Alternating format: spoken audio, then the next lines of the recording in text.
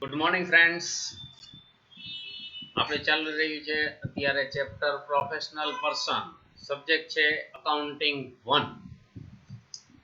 આપણે લાસ્ટમાં question number 3 complete કર્યો તો question number 4. The trial balance of Sarvopari solicitor as on 31st March 2011 as following. Debit balance આપેલી છે, cash balance 14,000, bank balance client 3,500, office 28,000, clients miscellaneous expense adjustment છે 3,500, debtors for fees 43,750, computer 52,500, library 21,000, motor car 35,000, office building 1,48,750, office expenses 52,500 and salaries 35,000. Credit balance માં capital of Sarvopari 61,250, total fees 2,87,000, outstanding salary 8,750, outstanding office expenses 8,750, advance from client 31,500, reserve for outstanding fee 1 for 2010 36,750, and premium of trainee candidate 3,500. Additional information number 1, calculate interest 8% on capital. Number 2, 1/2 of the premium of trainee candidate is for next year. Number 3, office expenses of rupees 2,000 is included in sundry expenses for client by mistake. Number 4, calculate depreciation on computer by 20%, library by 10%, and office building by 4% per annum. Number 5, at the end of the year, incomplete work is rupees 6,250 on the basis prepare annual accounts of solicitor Sarvopari. તો એક આમાં નવો point આવ્યો, incomplete work. Last point number 5, એની આપણે કેટલી effect આપવાની છે? 4. ચારેય સાઈડ લખવાનું છે અને એક ડેટર્સ ફોર ફીસ વર્ડ્સ આવે, એની ચારેય બાજુ એન્ટ્રી મૂકવાની છે. તો આપણે પહેલા P&L account, profit and loss account of સર્વોપરી એઝ ઓન 31st March 2011 અને બેલેન્સ શીટ ઓફ સર્વોપરી એઝ ઓન 31st March 2011. તો સ્ટાર્ટ કરીએ આપણે ક્રેડિટ બેલેન્સ થી.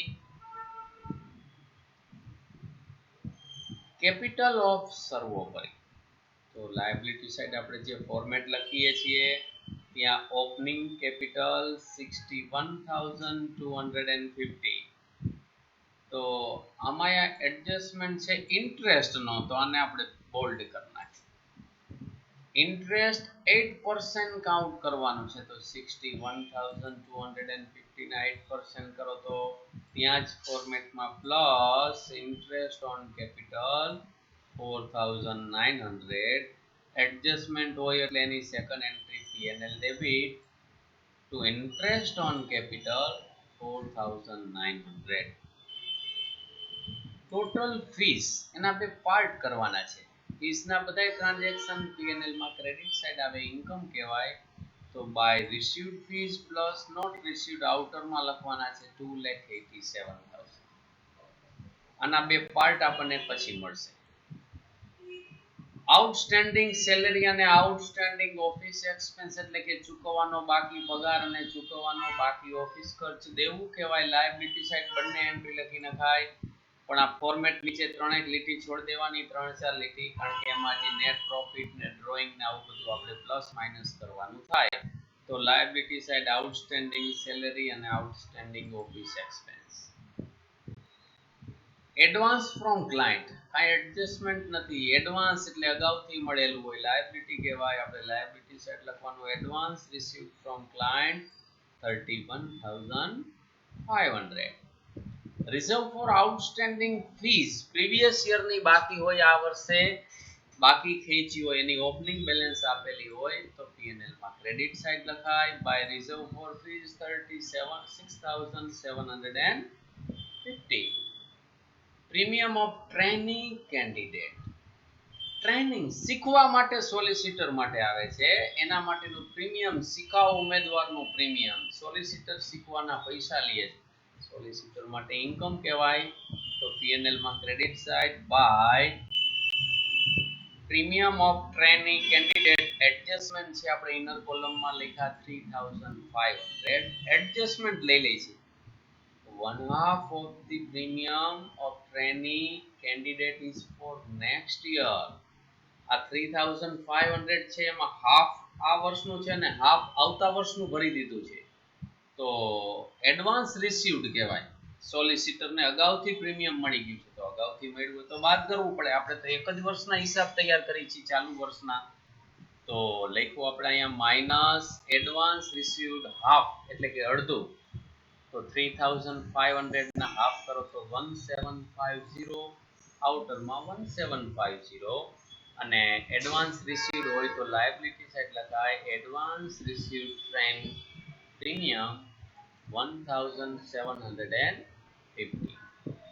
ડેબિટ બેલેન્સ લેતા જાય કેશ અને બેંક બેલેન્સ આ ત્રણેય એન્ટ્રી આપણે એસેટ સાઇડ લખવાની છે તો લાસ્ટમાં અહીંયા લખેલી છે બેંક બેલેન્સ અને cash balance 14,000 28,000 and 3,500 clients miscellaneous expense ledger clients વતી જે ચૂકવેલા ખર્ચ છે એ ક્લાયન્ટ્સ પાસેથી લેવાના છે સોલિસિટર તો લેણું કહેવાય એસેટ સાઇડ લખાય clients miscellaneous expense ledger inner કોલમમાં એડજસ્ટમેન્ટ છે એટલે 3500 આપણે adjustment number 3 office expense ₹2000 is included in sundry expense for clients by mistake sundry expense માં ઇન્ક્લુડ થયેલા છે ક્લાયન્ટ્સ ના તો એમાંથી લેસ કરવા પડે તો અહીંયા ક્લાયન્ટ્સ મિસેલેનિયસ એક્સપેન્સ લખ્યા છે એમાં માઈનસ ઓફિસ એક્સપેન્સ 2000 આઉટર 1500 અને P&L માં ડેબિટ સાઇડ તમે ઓફિસ એક્સપેન્સ આગળ જો આપેલા છે 52,500 એ આપણે એન્ટ્રી અહીં પહેલા લખી નાખી છે એમાં પ્લસ ક્લાયન્ટ સન્ડ્રી એક્સપેન્સ 2000 એટલે 54,500 ડેટર્સ ફોર ફીસ આની ચાર એન્ટ્રી આવે તો પેલી અહીંયા નોટ રિસીવ્ડ ની જગ્યાએ લખાય ફીસ માં તો 2,87,000 માંથી નોટ રિસીવ્ડ ને લેસ કરો તો તમને રિસીવ્ડ મળી જશે હવે આ 43,750 ની એક એન્ટ્રી મૂકી બીજી આ બાજુ રિઝર્વ કરીને લખવાની છે to reserve for not received fees 43,750 પછી એસેટ સાઇડ લખવાની ફીસ 43,750 અને ચોથી entry liability side reserve for not received fees 43,750 આ ચાર એન્ટ્રી આપણે મૂકી દીધી કમ્પ્યુટર લાઇબ્રેરી અને મોટર કાર આના ઉપર આપણને ડેપ્રિસિએશન આપેલા છે મોટર કાર ઉપર નથી પણ ઓફિસ બિલ્ડિંગ ઉપર છે તો આ ચારે ચાર એસેટ્સ કહેવાય આપણે એસેટ સાઇડ લખાય કમ્પ્યુટર માઈનસ એના ઉપર ડેપ્રિસિએશન કેટલો છે 20% આઉટરમાં કેટલા જશે 42,000 ડેપ્રિસિએશન ની સેકન્ડ એન્ટ્રી મૂકવી પડે P&L debit to depreciation on computer 10,500 એવી જ રીતે આપણે લાઇબ્રેરી મૂકવાના છે એસેટ સાઇડ 21,000 એના ઉપર ડેપ્રિસિએશન 10% છે 2,100 આઉટર 18,900 ડેપ્રિસિએશન ની તરત જ સેકન્ડ એન્ટ્રી મૂકી દેવાની P&L debit 2,100 depreciation on library પછી મોટર કારમાં કાંઈ છે નહીં આપણે એસેટ સાઇડ આઉટરમાં લખી નાખ્યા 35,000 ઓફિસ બિલ્ડિંગ તો ઓફિસ બિલ્ડિંગમાં આપણે એસેટ સાઇડ લખવાના છે 1,48,750 માઈનસ ડેપ્રિસિએશન કેટલો છે ડેપ્રિસિએશન એના ઉપર 4% લેસ કરી અને આઉટરમાં મૂકો ડેપ્રિસિએશન ની સેકન્ડ ઇફેક્ટ P&L ડેબિટ લખવાની છે to depreciation on office building 5,950. Next office expense આપણે લખી નાખ્યા P&L ડેબિટમાં. સેલેરીઝ P&L ડેબિટ લખવાની છે 35,000. તો અહીંયા આપણી બધી ટ્રાયલ બેલેન્સ શીટની એન્ટ્રી પૂરી થઈ ગઈ. હવે આપણે એડજસ્ટમેન્ટ જોઈ લઈએ કાંઈ કે એડજસ્ટમેન્ટમાં બાકી છે. તો ઇન્ટરેસ્ટ ઓન કેપિટલ વાળો આવી ગયો, ટ્રેની કેન્ડિડેટ પ્રીમિયમ વાળો આવી ગયો, ઓફિસ એક્સપેન્સ વાળો આવી ગયો, ડેપ્રિસિએશનમાં આપણે ત્રણેયના ડેપ્રિસિએશન કાઉન્ટ કરી નાખ્યા. Number 5 at the end of the year incomplete work 6,250. તો આપણે વાત કરીએ આમ ઇનકમ્પ્લીટ વર્કની 4 એન્ટ્રી કરવાની છે. પહેલી જ એન્ટ્રી P&L ક્રેડિટ લખવાની બાય ઇનકમ્પ્લીટ વર્ક 6,250. બીજી રિઝર્વ કરીને લખવાની P&L debit to reserve for incomplete work 6,250. પછી એસેટ સાઇડ લખવાની incomplete work 6,250 અને લાયબિલિટી સાઇડ લખવાનું reserve for incomplete work 6,250. તો આપણે ચારે ચાર એન્ટ્રી લખી નાખી. હવે આપણે profit and loss account close કરવાનું છે, જેમાં આપણને નેટ પ્રોફિટ કે લોસ મળશે. તો ક્રેડિટ સાઇડનો ટોટલ જોઈએ તો 3,31,750. ડેબિટ સાઇડ મૂક્યા આપણે તો ગેપ આવે છે 1,68,800 નેટ પ્રોફિટ.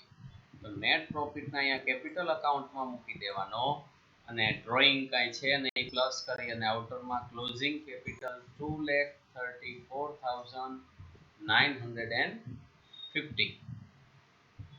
બેલેન્સ શીટનો ટોટલ આપણે કરીએ તો 3,35,700 asset side and liability side 3,35,700. તો મિત્રો અમુક એડજસ્ટમેન્ટ કોમન છે.